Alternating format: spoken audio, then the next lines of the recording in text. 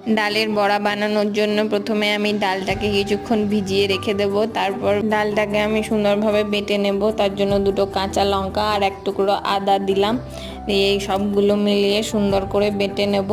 আর এদিকে আমি দুটো পেঁয়াজও ছোট ছোট করে কেটে নেব।